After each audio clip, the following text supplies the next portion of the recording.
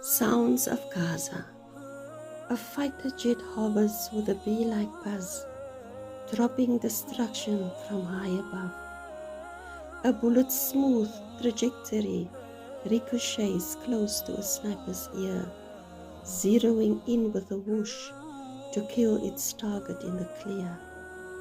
Against the skyline, spectacularly executed, rise the plumes of an exploding bomb, reaching an ear-popping crescendo with the likes of an orchestral aplomb.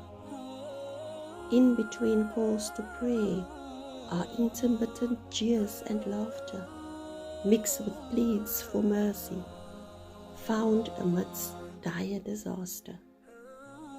Reaching eager hands nearby, cries for help universally reverberate, but fail to fall on world leaders' ears, causing hopelessness to exacerbate.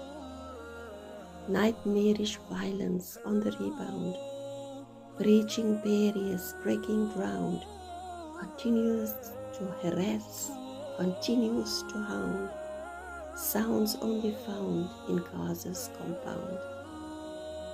In unison, each and everybody implore, supplicate, yearn, and pray for the sound of silence to avail, an end to the violence to please prevail.